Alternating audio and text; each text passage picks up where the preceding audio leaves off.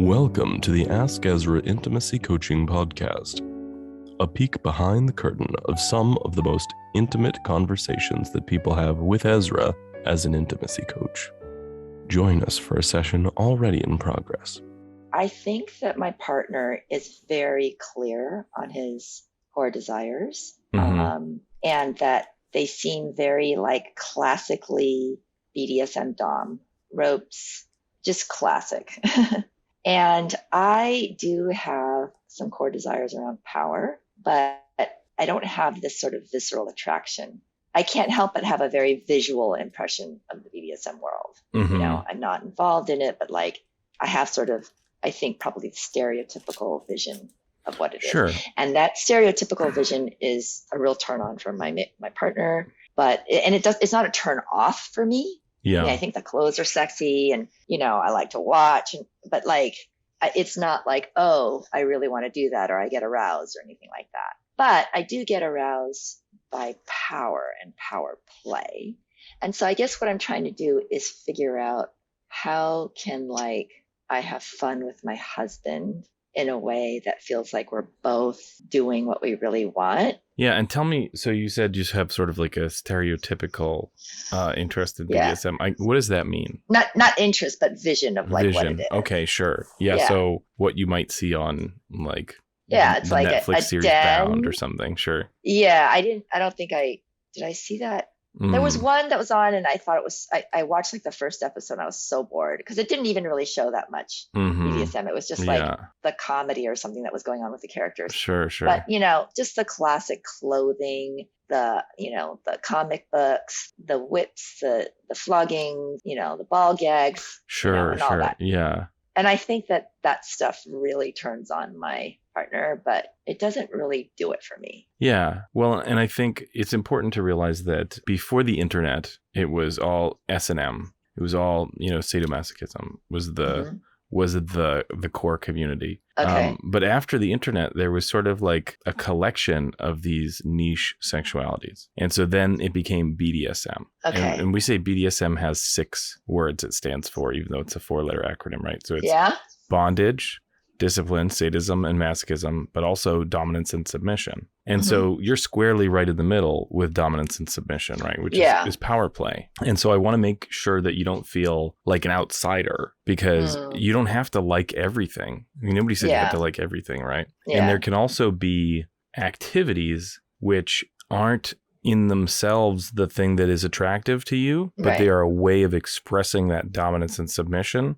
And so it can be really attractive in the end. When you talk about power, how is it that operates? How has that pushed your buttons? I don't like to feel like there's this sort of aggressive, dominant energy. I don't like to be a sub in that way of feeling like, the sort of intense, aggressive lustiness that's paired with this, I'm going to do this to you, I'm going to do all that to you, that kind of thing, where I feel like I don't have any boundaries, I know that that's what turns on subs, but for me, it's I would much rather be in the position of power. Well, and I think it bears clarification that there are some submissives who don't have good boundaries and don't want good boundaries, right? Yeah.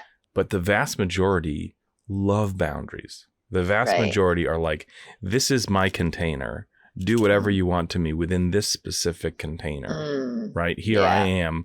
Now that I'm in this room, now that I'm collared, now that you've agreed, now that we've made a list of 75 things that we can do to each other, then it has the feeling of boundarylessness, which is attractive, I think, for some people, but it is just chock-a-block with boundaries. Right. So I want to make sure that you don't have this impression that you have to be boundarylessness. You have to be in this nebulous space of nobody knows what's going to happen. Yeah, I don't think that that's what takes place in the community or how it's sort of designed. It's more that's the feeling I have.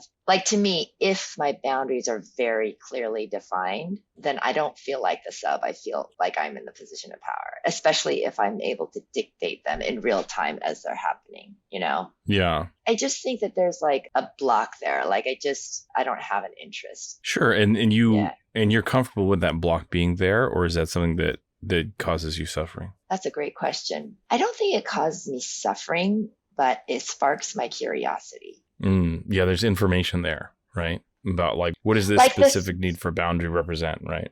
Yeah, like I think that the idea of not having to have any responsibility or like do anything or be in charge at all, like that's really appealing to me. Yeah, I think that that would be appealing to me if I have a really, really strong grasp of exactly what the container is. Yeah, absolutely. I Yeah. mean, I have a 590 item checklist that I like to communicate to my submissives. Nice. You know, Wow. like absolutely 100% spelled out, you know, Yeah. and then also that. Can you send me that checklist? Yeah, absolutely. Absolutely. Yeah. And in fact, I'll mention it. It is BDSM Idaho checklist. Oh, okay. So if you Google new BDSM Idaho checklist, it'll come up as a PDF. I will send the link and I'll put it in the show notes. But that's a fantastic negotiation tool, right? Because it brings up things that we may not be comfortable bringing up, right? Yeah. It creates a context where we can say,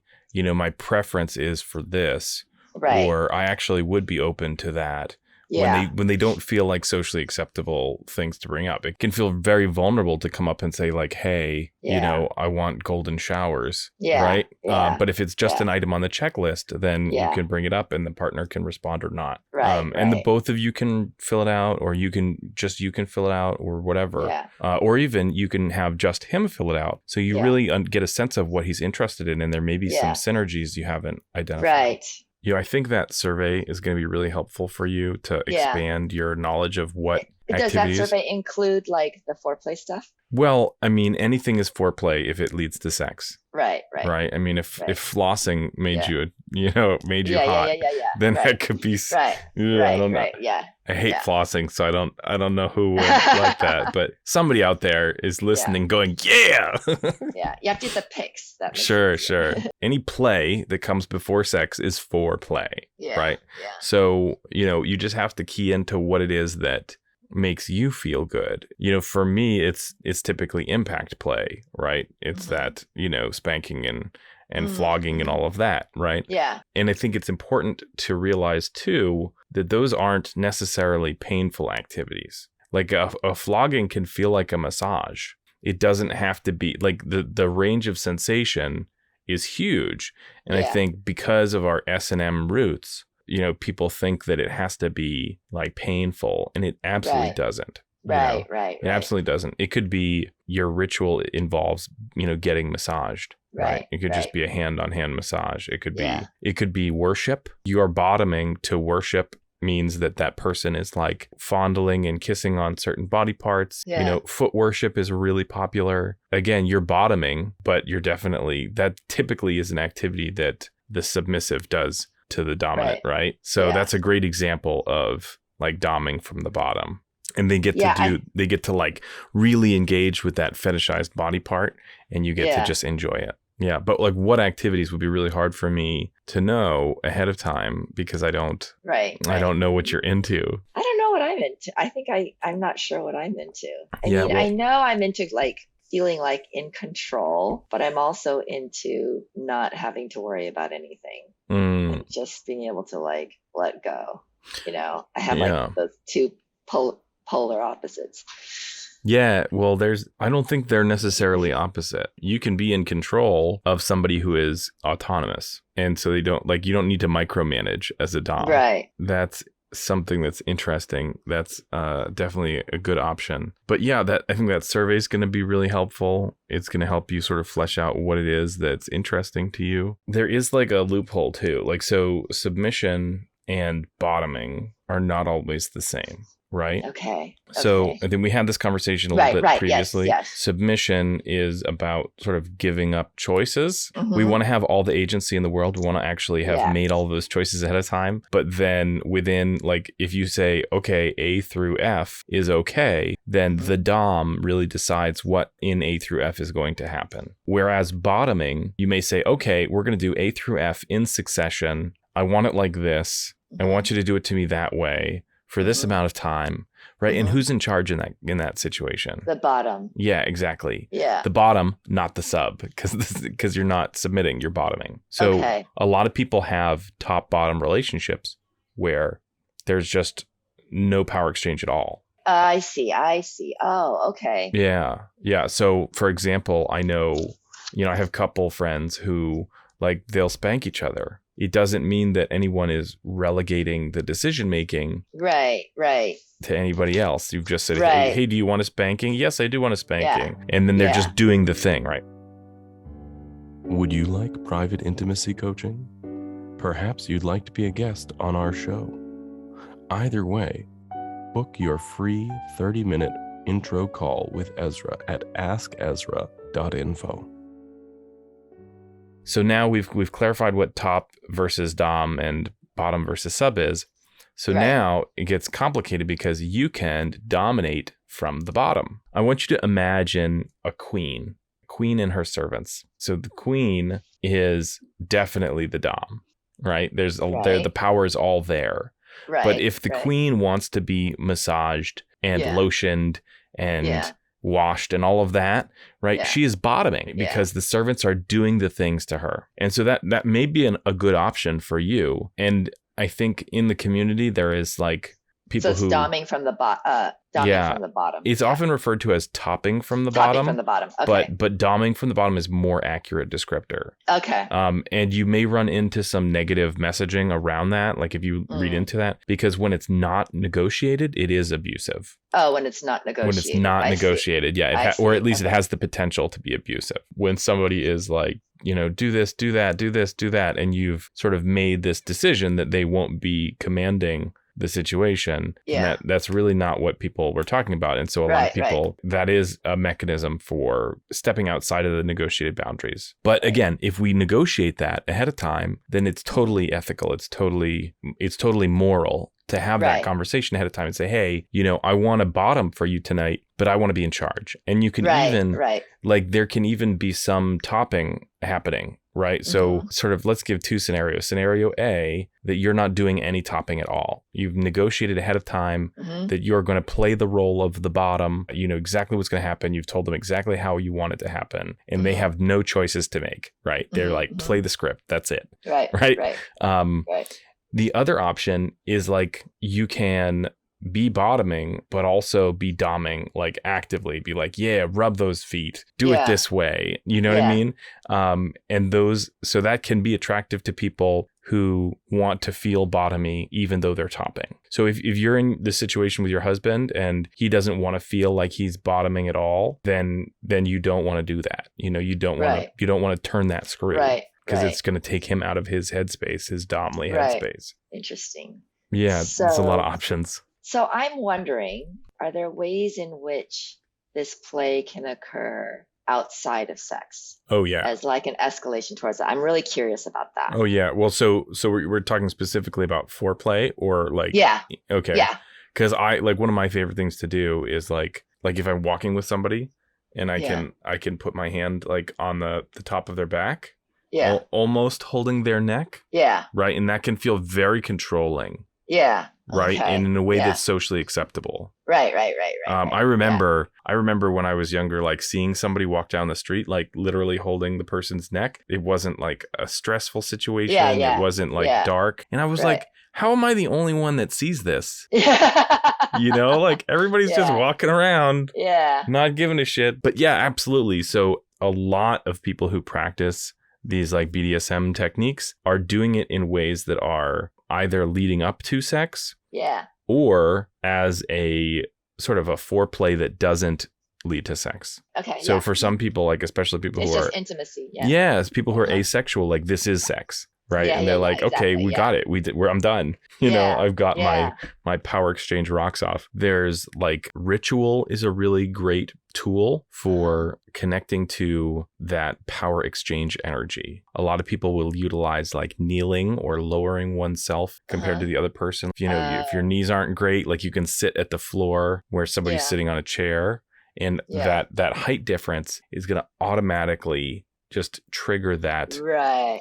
dominant, submissive, or top bottom energy. Yeah. Right. There's other things like service is really big for me. This is almost like foreplay to the foreplay, right? Like how do you get into that place where you want to do those things and you both feel like you have that energy? And so for me, service is huge. And so if somebody like brings me my tea exactly the way I want it, or, wants to, undo my shoes, take them off for me, bring me my slippers or something like that super hits me in the, service top heart. Yeah. Right. Yeah. So that's definitely an option. I believe we spoke about sort of like a puppet situation where your dom, your partner is engaging with somebody else, but you're controlling that situation. Did we talk about that? Yeah, I just feel like I would be really turned on by that. Yeah. But he doesn't want to do that. Not yet. I mean, maybe someday. Sure. Yeah. Yeah, well, and there's also like exploring the fantasy. Yeah. Like with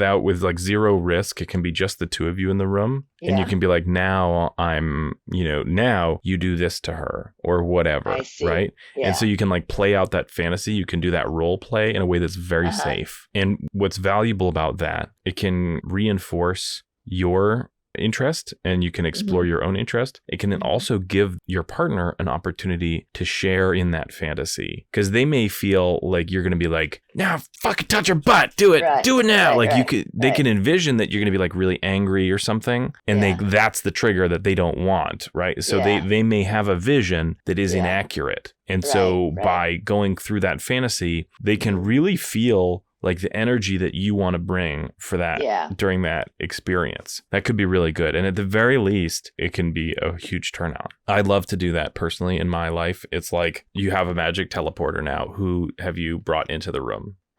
Right. And then what are we doing? And it's usually, I'm lucky, it's usually people we know. And it's not like, okay, now the Rock is in the room. Like, right. Yeah. So I think there's a lot of potential there. You did say to me in passing, oh, I've got like some news for you. So I'm curious. I don't know if you remember what it was. It was a while ago, but when we talked about speaking, you were like, okay, great. Yeah. Awesome. I have like something to tell you. Oh gosh. What was it? Yeah. Oh, I think what it was we did find a way to bridge. Which was that my partner actually was able to, even though his core desire is that dom power play, that he could actually enjoy being a sub. Like, wonderful. But it's like he could enjoy being the kind of sub that he would be turned on by as a dom. Do you know what I'm saying? Yeah, and that doesn't always happen, but that's great that it does, because it means it's going to give him more insight into who he wants to play with. Yeah. Like, I don't have any reservations with him finding partners who can better meet his core desires, but I want to watch. Sure. Or there's sort of two orientations that can happen with three people with regard to power. There's two on top or two on the bottom. Yeah. And I've enjoyed both, like I'm lucky enough that my partner is a switch. And if we have a submissive partner and then she gets to choose, is she going to be on the bottom with this other person, or is she going to be on the top with me? Yeah. They both have a lot of hot, sexy potential, right? So I want you to really, use this as a thought experiment, especially because now we know that your husband is willing to switch. So you could be in charge of the both of them, or you could be in charge of him being in charge of her or I see. Yeah. Okay. The way I like to think about it is like boss and manager and employee. Right. And that could be very little work, I mean, I know we were talking about how like the work wasn't attractive, or like you wanted to just have no responsibilities, but you can be like, hey, do this thing to her, and you don't have to be like this way or for this amount of time or anything, right? You can like select what happens and just enjoy it that way. Yeah, so I think there's a lot of potential there too. I think the assumption right off the bat is that you're a dom in that three-way situation, but there's also potential of you not being on the top. You can have all the agency in the world in that you're like, only A, B, and C activities are happening within these narrow contexts from 8 p.m. to 9 p.m. So like you're in control. Like, for example, there could be the person you are most attracted to in the world, and they're doing the thing on to you. And maybe you don't have the trust that you have with your partner with this other person, but there's your partner being the ringleader. And so you do have, like, not only do you have control of the situation, but you also have like a mediator who's 100% present. It's almost like trust by proxy, you know, and again, you can play it out in your mind, and it's a very low risk situation, right? You don't like it, stop thinking about it. Whereas jumping into it with a partner has maybe more significant consequences, right? Right. Because I know you want to preserve that relationship with your partner, and some of these things can end up being really intense, and then, you know, and then it takes some time to unpack them, right? Yeah. You've only played at home, is that right? Yeah, there are like spaces. Like you can utilize, depending on where you are in the country, there are like dungeon spaces that you can go to. You know, a lot of them have parties where you can go and flex your voyeuristic muscles or even your exhibitionistic muscles, right? But then also a lot of those spaces do like private rentals. So you can go and sort of change the context of your experience. There's nothing like, you know, big velvet curtains and chains and bondage furniture to get you in the right headspace. So for example, with Sanctuary LAX, I can go and rent a dungeon room for an hour or for the evening. And that's going to be a great context for that play, because if I'm playing at home and I eye that big pile of laundry in the corner, like, bam, it hits my headspace, right? Right. Do they usually have like if they have like ongoing, like what if I just wanted to do the voyeur part? Sure. They have like ongoing calendar, so you know when you can just stop in and the best way to do that is FetLife. And I appreciate that FetLife can be a scary place for some people, especially females get approached pretty consistently by people who, you know, have no business approaching them. So for vulnerable audiences, I would say put yourself as male in Antarctica at 99 and no one will bother you. And you can check out events. That's what I use FetLife for, is events and networking. So we post all of our events on FetLife. It's going to be you're going to get a good sense of where parties are at, because you can set it to a state or like, so maybe you're in your town, there aren't any parties, but, you know, Los Angeles, San Francisco, Seattle, Chicago, Atlanta, New York, you know, those are hot spots for the community. I've heard the best scene is in like Berlin. And it's strange too, because there's like local cultures, but in general, the BDSM community is extremely consent positive. And so you need to, like, for example, if I go to a swinger party, someone might touch me without asking. And that can be subtle, like they're, you know, hand on the small of the back as they're moving past me, or it can be more dramatic in ways that are really inappropriate. But you almost, in the swinger community, you almost consent by being present. And there's zero of that in the BDSM community. Being present is not consent for anything, right? And so people will ask to touch you. If they like, can I hug you? You know, you hear a lot of that in the dungeon. Like, is it okay if I hug you? You know, which is great. It is. And I don't want to make like a hierarchy of consent. There's different models of consent, and they, you know, work in different ways for different people. You know, some people are going to be triggered by that request for consent. And so they want to create situations where there is that implicit consent. And so they can operate without having to talk about it. But that's not for me, and it's not for a lot of trauma survivors. So I think it's a very safe space in dungeons. And I always wanted to make that clear for people who haven't been to a dungeon, that it's a safe space for people who have these niche sexualities, let's call them. So is there anything else on your mind? No, it's just, I'm just kind of like taking it all in. I really love how you explained how it's such a safe place for exploration. I just find it fascinating. You know, the power play. And the different sort of dimensions of it. Yeah. And I think the other thing the community can provide for you is examples, because porn is a terrible teacher. And, you know, so to go into those community spaces and see people playing can be really powerful. That's really good to know. Yeah. That's helpful. And, you know, coming back to the safety component, there are plenty of people who are bedroom only.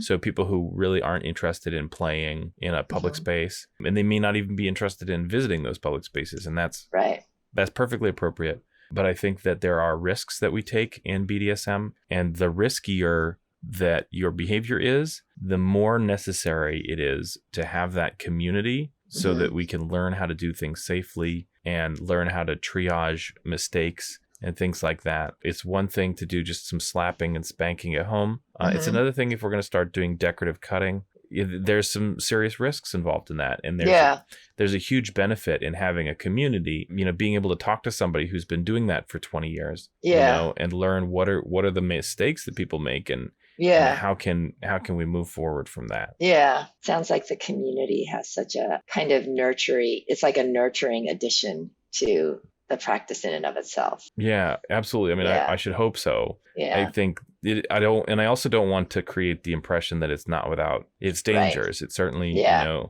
think there's predators in every community. We do our best to try to exclude predators and to remove people who aren't genuinely committed to this lifestyle, but we're not perfect. The vetting process is really, I wouldn't say it's unique, but I think it's really positive. So like if we had met at the dungeon, then it would be entirely appropriate for you to say, okay, well, before playing with you, I'd like to talk to your ex. I'd like to talk to your friends. Do you have a mentor? Yeah. Do you have a mentor? Yeah. What classes have you gone to? Like, what's your experience?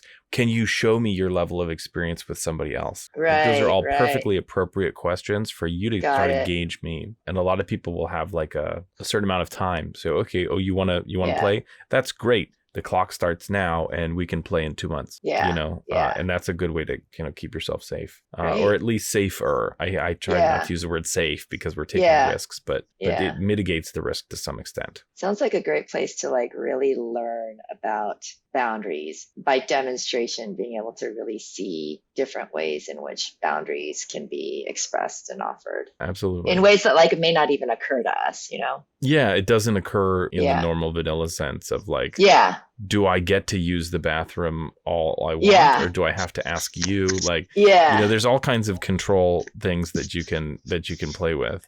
That might be something that you play with. Decision making. So you could, for example, say, okay, in my dynamic, right, my partner needs to ask me to get into bed. Yeah. And so that just is a tiny piece of control. Once a day, they need to ask me for something that they need to get in bed, and it helps me feel like in control, and it helps them feel like submissive, and it's just nice because then it's an opportunity for me to have at least a moment of intimacy every day, right? Because I'm like, okay, you're coming into bed, I want to be there, and if she just jumps into bed and goes to sleep, then I feel left out. I feel like I missed something, and if she has to ask me, then there's no way I'm forgetting that this is bedtime, and if I want to get some cuddles in before she's asleep, now's the time.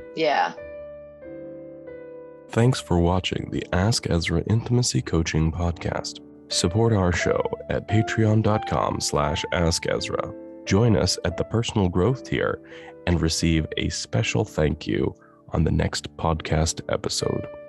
A very special thank you to both Sarah Nash and Deb Matson for being Patreon supporters at the personal growth tier and helping make the Ask Ezra Intimacy Coaching Podcast possible.